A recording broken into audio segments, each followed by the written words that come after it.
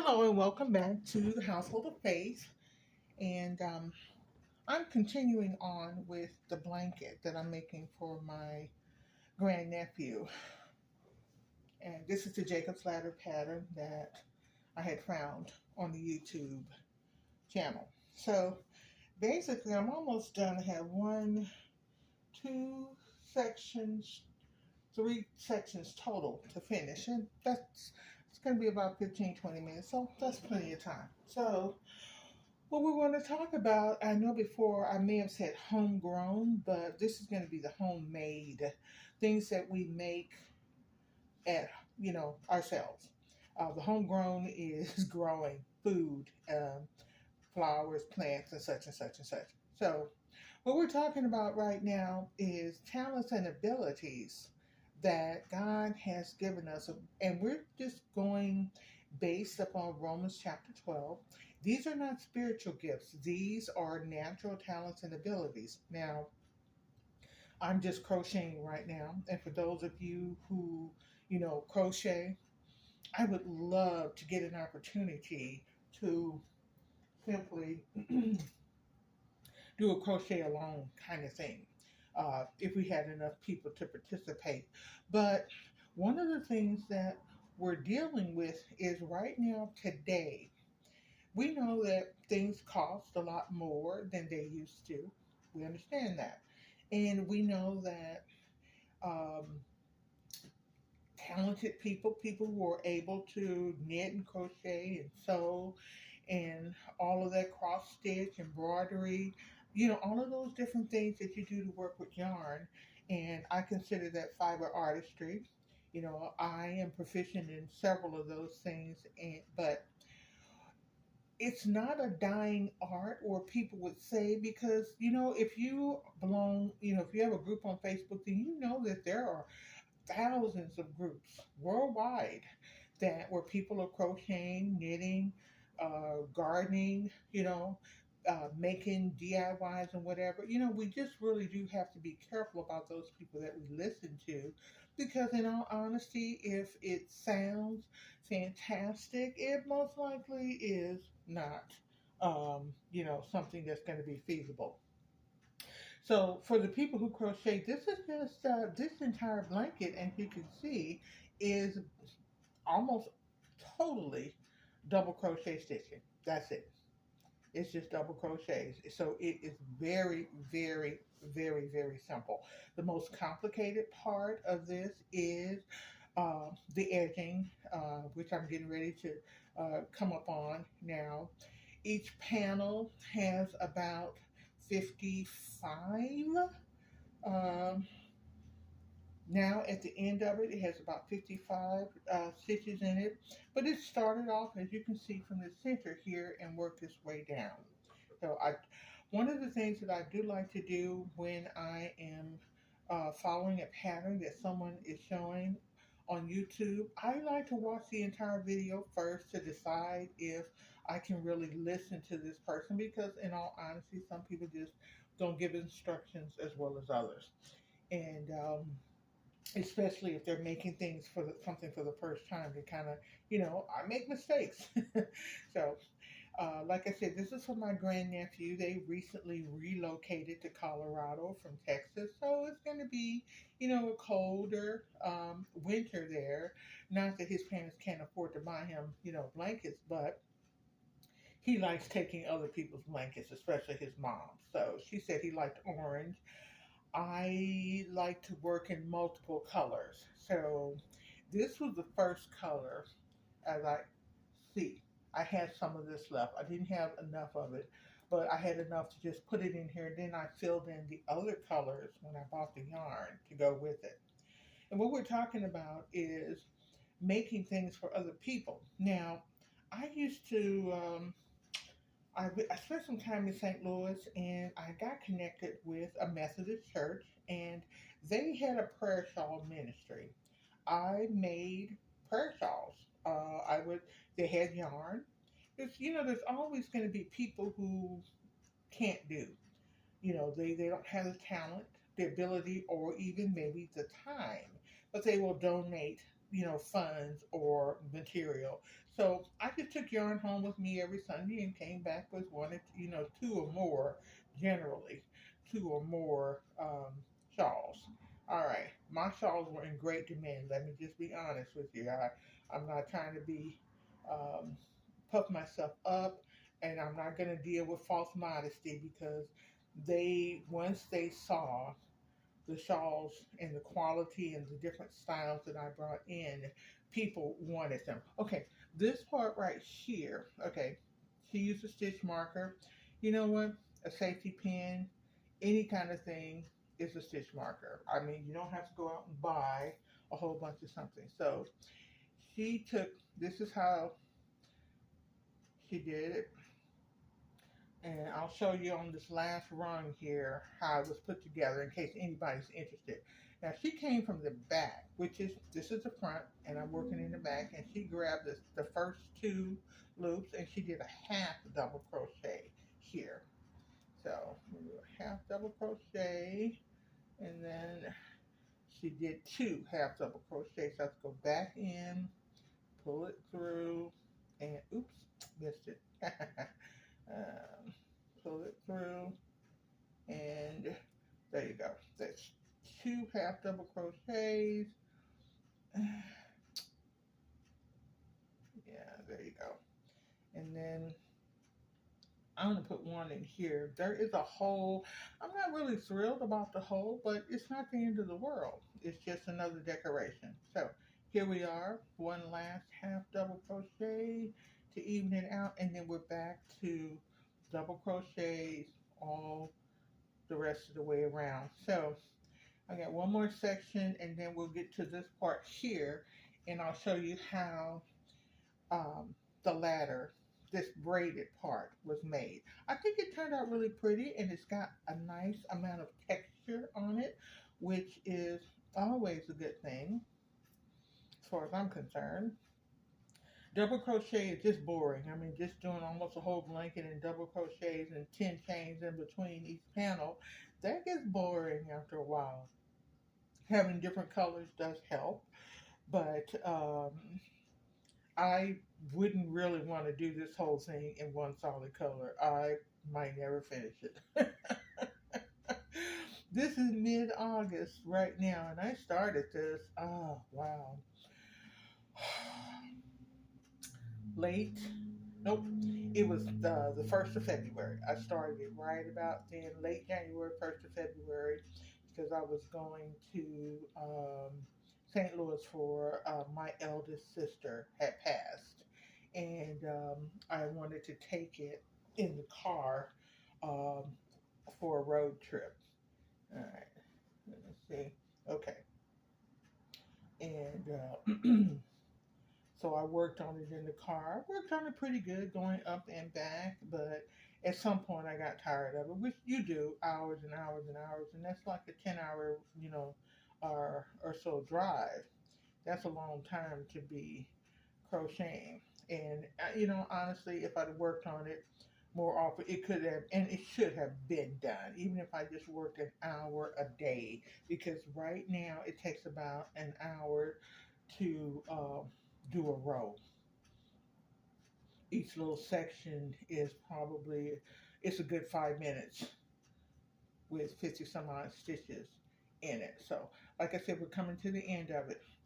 And one of the things that I like to do when I'm crocheting or loom knitting or anything like that is to pray for the person. If I'm making it for someone, I just, remember to be prayerful and ask God to bless them, and any issues or anything they may be having in their life. I mean, this is a child. So, pray for him, his family, and so forth, because he has a sister. And the mom and the dad, they have a cat and a dog. And I heard the other day that the dog had been sick and they'd had to take him to the vet. So, we just hope that the dog is okay. We did pray for the dog on our family prayer line. So there are lots of things that we can do.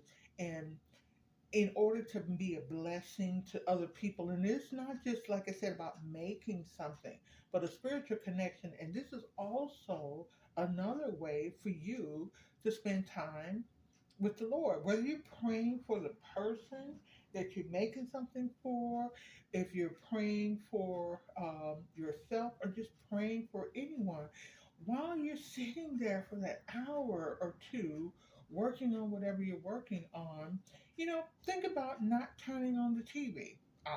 Yeah, I'm just saying. I'm just trying to give you a couple of different options here, and it help you think about your relationship with Christ in a different way, other than simply, thinking about when you're going to church or reading your Bible or something like that. Hey, if you got the Bible app and you want to listen to it while you're working, that's great. But this will help you in your relationship with the Lord, because prayer is simply communication. You can sit quietly, you can have, some praise songs on, but the focus should be God. The focus should be your relationship with the Lord. And this is how we bring God into every area of our lives. You'd be surprised how a lot of people say, well, they don't have time to, spend an hour in prayer. Okay, well, you know what? I get it. I get it. I pray when I'm out in my garden. I walk through and I pray for my plants and ask God to bless them and to teach me. It's not enough just to have the things to grow, but to have them, have the Lord bless me and to teach me how to take better care of the things that I have and I'm growing and that I'm eating. So, okay, now I'm going to go ahead and tie this now. I don't always do this, but there's always a chance of it coming apart. So I'm just going to tie this off. And here we go. We're going to deal with the ladder part. Okay, so we're doing the ladder. We start from the top, take the first string. Okay, see, they're all 10. All of these are 10, so there's no difference. So we're going to take this. And the first thing this is what she did, was twist it. Okay. So then I just grab it like this, pull it through, twist. Okay. So I grab it, pull it through, take the needle out, twist it, put the needle back in, grab the next rung. I found it easier for me to do it this way. She demonstrated doing it with her finger. I tried the finger method, and I'm going to show you that too. This is a simple thing where it doesn't have to be, triangle like it. It's going to end up being that shape simply because of how it's working round. But any of them that you want, you can do the same thing. And my hands may be in the way, but all right. So, all right. Now I'm going to put the needle down, and I'm going to show you with my hand. Okay. So. I got this one twisted. I'm going to grab this next one, pull it through, twist it. Now for me, I'm twisting it to the right. Grab the next one, pull it through, twist it to the right. Grab the next one, pull it through, twist it to the right. Grab the next one, pull it through, twist it to the right. Grab the next one, pull it through, twist it to the right. You know that if you're having trouble seeing me, just slow it down. You can slow the YouTube down. It's under the settings. Pull it through, turn it. Okay? Grab it, pull it through, twist it.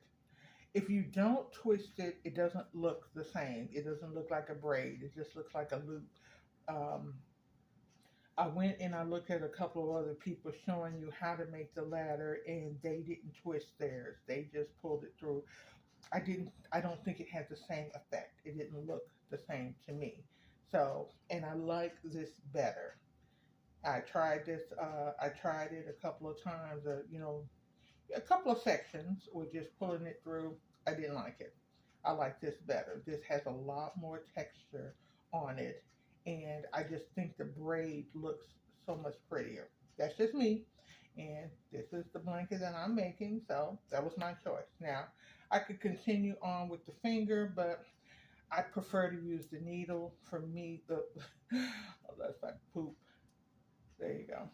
It's easier for me to use the needle, and I just I like it better.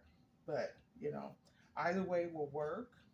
But I just want to show you again up close. You grab it, pull it through, take it off, twist it, grab it, pull it through, twist it, put the needle back in. See, I can go either way. It doesn't really matter. Okay? So I think I'm going to go ahead and finish it this way because this is the last one. I did all of the rest of them. And I wanted to save this because when I get this it's going to be finished now. Okay. Now, this is of course spread out on the table here so that you can see the pattern. And if it's one that you want to make, you can find someone who's making a Jacob's Ladder blanket on YouTube. Um, I don't remember the channel that I found it on, and honestly, I'm not trying to promote anybody else's stuff. I just found that I like it. It's no big deal to add it. I think if I made this again, I would not have um, as many sections as there are on here. I would definitely do it differently than this one is. So I hope you can still see that. All right, here we go. I've only got like a few more to do. I know I'm all over the place. Oh, yarn. There you go. All right then. So,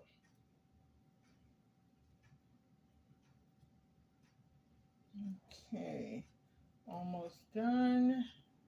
And I would usually put the stitch marker in.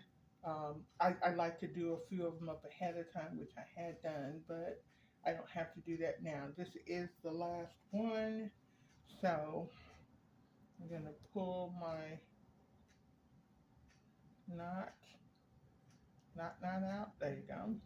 And let me grab it before I go any further. Okay, so all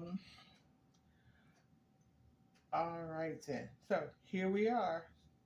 Got my loop, yarn over, coming from the front side, and then grab the second loop, and we're going to make a half double crochet, 2 half double crochets. All right, come on. Okay, there you go. There's one, and then we're going to go back around again. Got the second one. I tell you, there you go. And there, one more half double in that chain 10, just find like the 8th or 9th one. Or I'm sorry, 9th or 10th one. Another half double crochet, and that's it. Now we're into the last section, this last little section here. So I hope this has been informational. It's easy, to sit up and tell people that they can do this and this and this and that. But the best thing I'm thinking is to show them. There are a lot of people who love the Lord. A lot of people who want to help and give. Years ago, when I lived in Tucson, there was we had a yarn. I forgot what they called it, but it was a fiber artist group, and they met. And most of the people knitted and crocheted, And they had one lady, and a lot of the people who work at the library, they actually had people who worked there who were in the group, and then it was open to the public. So I found out about it, and I started coming. They got yarn and stuff donated to them, and we made a lot of blankets for the University Medical Center was adding a children's wing. This was 20 years ago. Um, and